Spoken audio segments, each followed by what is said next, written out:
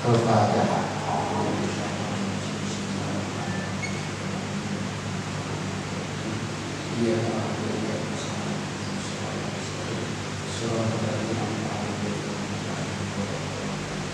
Bismillahirrahmanirrahim. Alhamdulillahirabbil alamin. Hamdan lillahi wa rabbana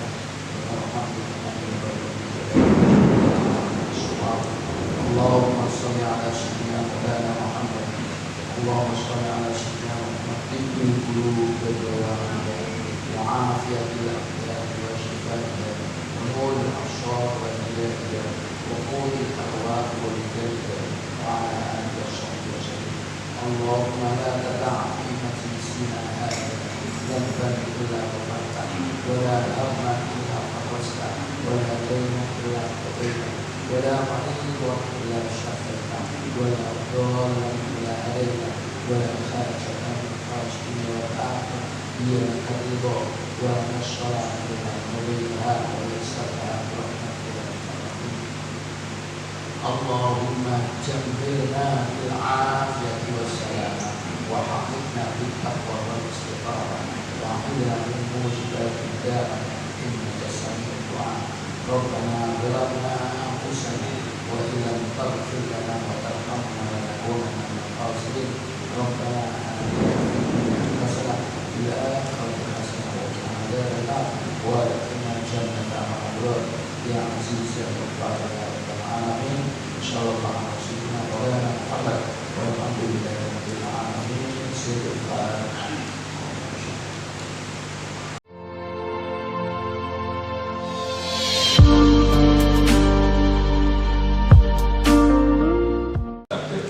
Sampai saat ini Malang termasuk juga Surabaya, kemudian Surabaya termasuk daerah zona merah dari wabah coronavirus COVID-19. Dengan menyadari ini, kita berada di zona merah, maka melihat keterbatasan alat yang dipunyai, keterbatasan tenaga medis yang ada, keterbatasan fasilitas keterbatasan sarana prasarana dalam penanggulangan wabah ini, maka satu-satunya cara yang paling mulia, paling aman, kita harus menyadari semua orang dalam risiko, semua orang yang sakit tanpa gejala, semua orang yang dalam pemantauan, semua pasien dalam pengawasan harus mau menyadari, menahan diri dari kemungkinan-kemungkinan yang justru memperburuk keadaan. Saya mungkin tidak sadar, saya sendiri mungkin tidak tahu bahwa saya ini terpapar atau tidak. Saya setiap hari berada di rumah sakit Saiful Anwar yang menerima pasien di rumah sakit Persada yang juga pernah menerima pasien itu sangat berisiko. Saya termasuk orang dalam risiko. Kalau seperti Dokter Siva sebagai ketua Satgas ini justru termasuk orang dalam pemantauan, karena beliau dokter penyakit dalam dan dokter paru menjadi garis depan ketika ada pasien yang terduga atau pasien dalam pengawasan COVID-19. Akan dicontohkan. Jadi kemudian kalau ada yang sakit segera memeriksakan ke tempat-tempat atau fasilitas di rumah sakit untuk segera ditindaklanjuti.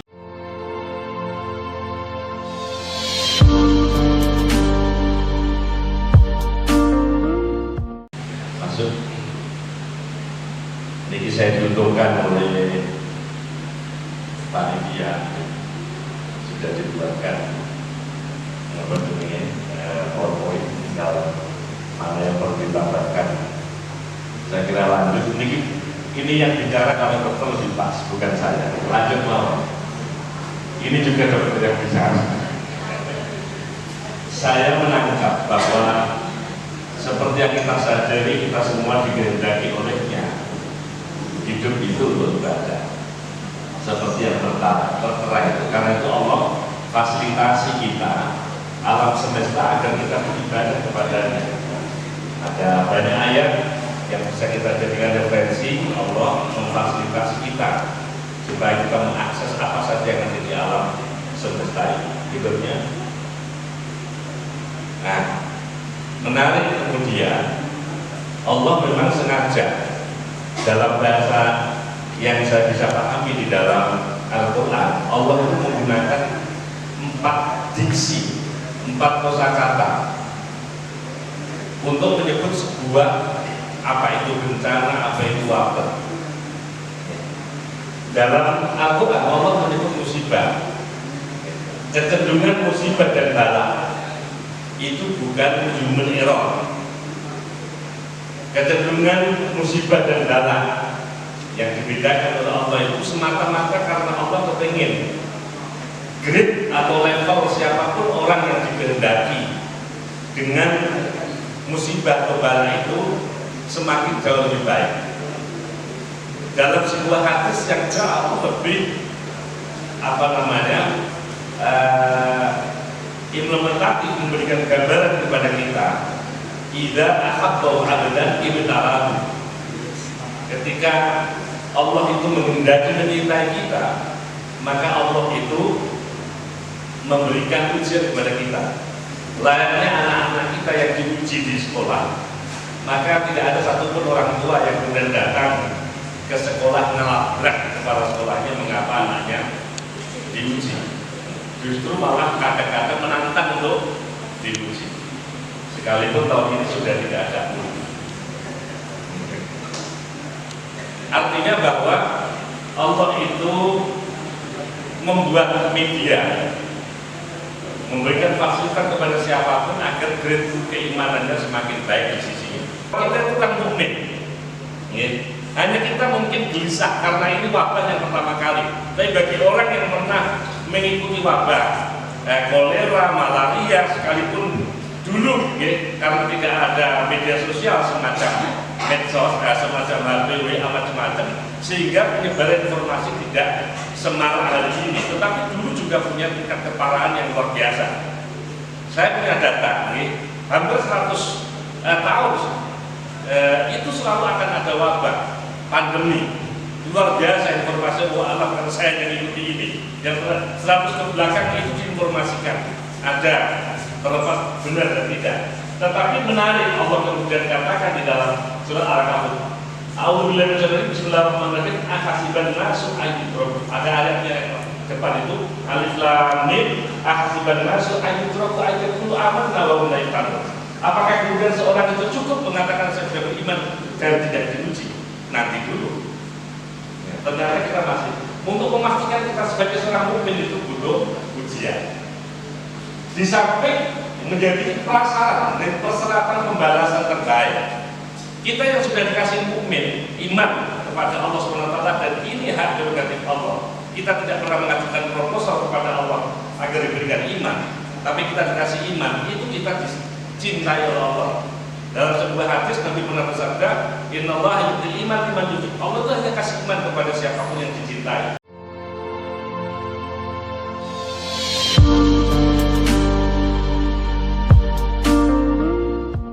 Kita semua bersemangat untuk mencegah penyebaran dan kita melawan. Kenapa tadi jargonnya lawan?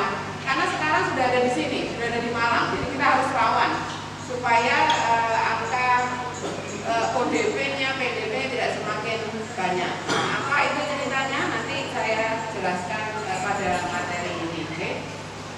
Ya, jadi yang pertama ini dulu. Coba kita ini.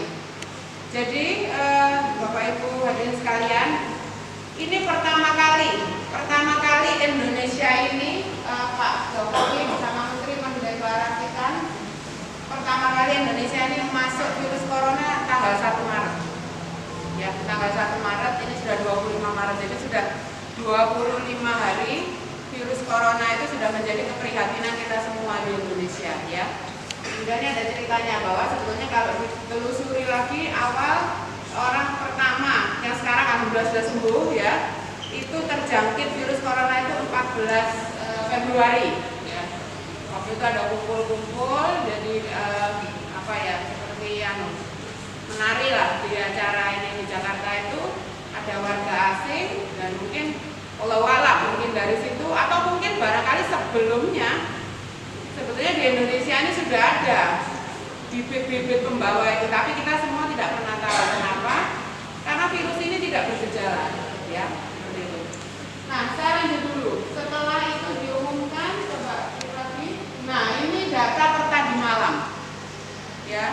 Dalam 25 hari yang tadi awalnya baru awal 1 Maret itu cuma kedeteksi 2, kemarin, jadi per kemarin itu sudah 686 yang dideteksi oleh pemerintah ya. Padahal alat pendeteksinya sulit. Saya bayangkan kalau semakin banyak alat yang bisa mengecek itu kira-kira ya jumlahnya banyak. Karena Indonesia ini negara yang penduduknya juga banyak gitu ya.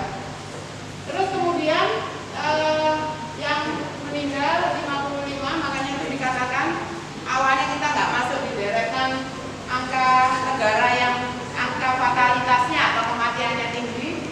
Ini kita udah masuk, jadi kira-kira nomor 8 gitu ya. Karena apa? Dari yang sakit 55 orang meninggal, tetapi yang sembuh 30 ya. Kita semangat, kita bersama-sama melawan COVID-19. Insya Allah harapannya kita bisa menjaga lingkungan kita ya, lingkungan kita dalam sekitar ya, pada khususnya Malang ya, Jawa Timur dan Indonesia pada umumnya. Dan seperti doa Yai tadi, kita juga berharap bahwa musibah ini bisa segera diangkat dari bumi Indonesia.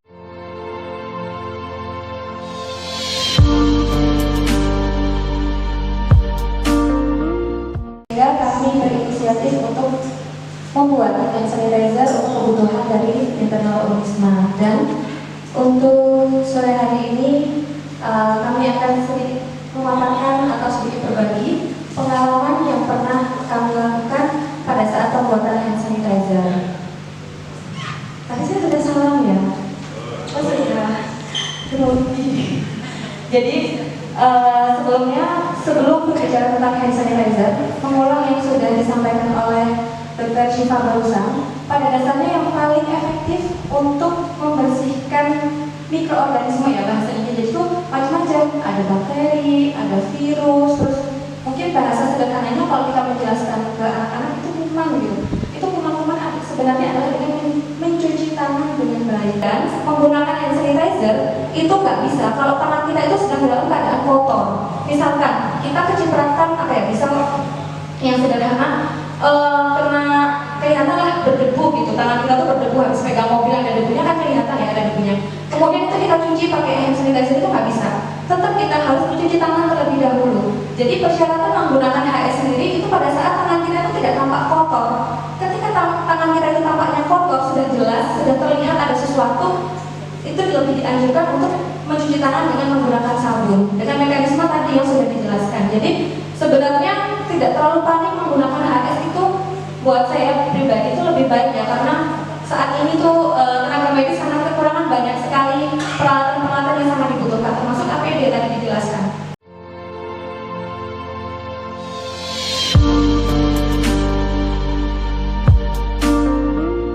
Saja materi sudah saya share di grup, tidak usah membaca di situ. Yang penting insya Allah yang akan saya bukan akan menjawab hoax yang selama ini mungkin sudah terima semua. Salah satunya dikatakan kalau sudah keluarga kita terkena virus COVID 19, maka itu sudah tidak boleh dilihat, tidak boleh dilalui, dan itu hoax semua. Kenyataannya masih bisa, tapi dalam batas-batas yang sudah ditentukan oleh petugas. Hadirin Allah, yang jelas sebenarnya petugas yang akan merawat mayat ini sudah ditentukan.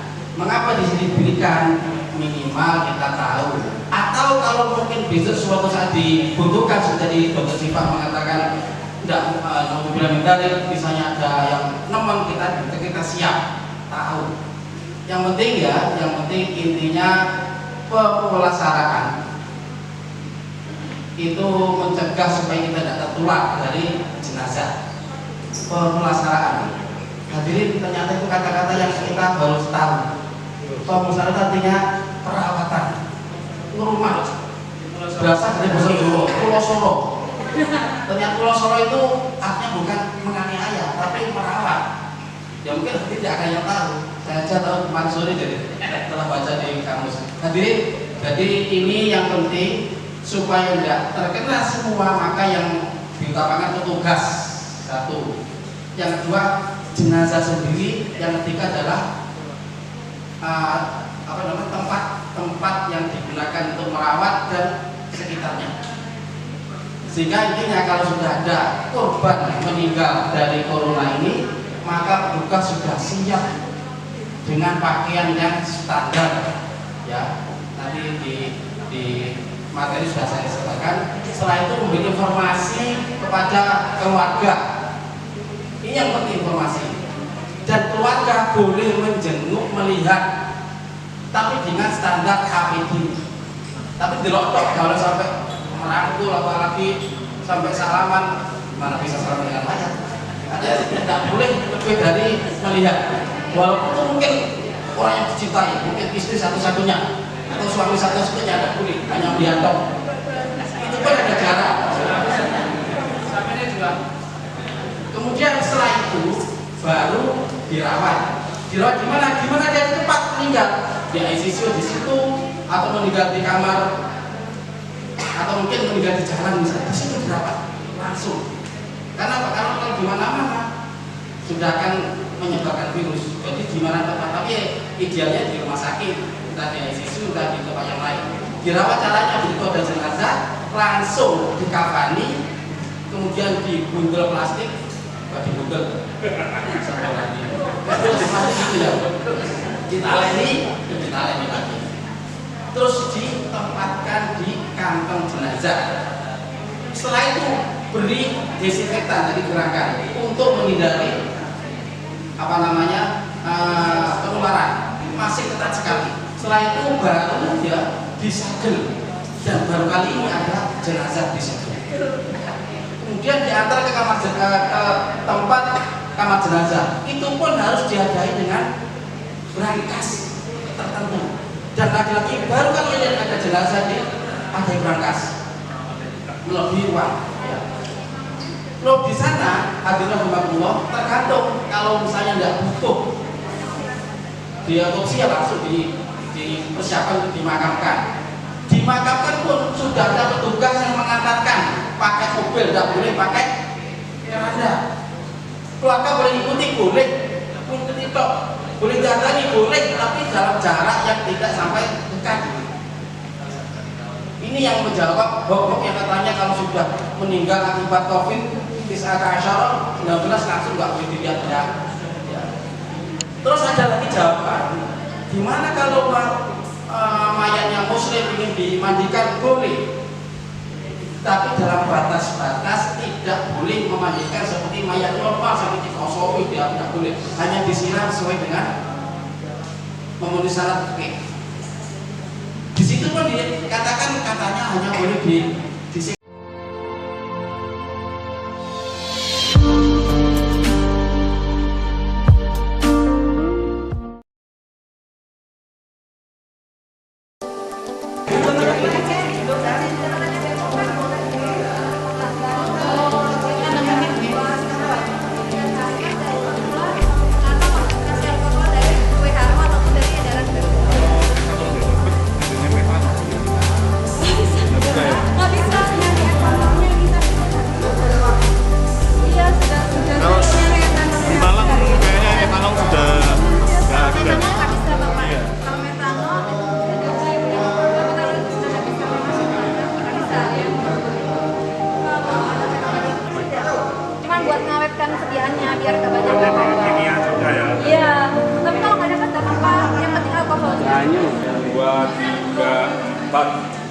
Setelah itu baru ujung-ujung jari.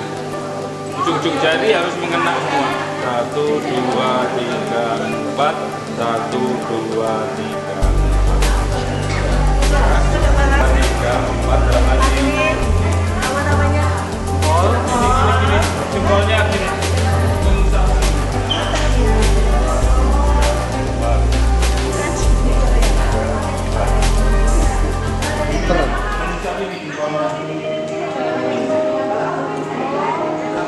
Mati terbakar, mati kita tahu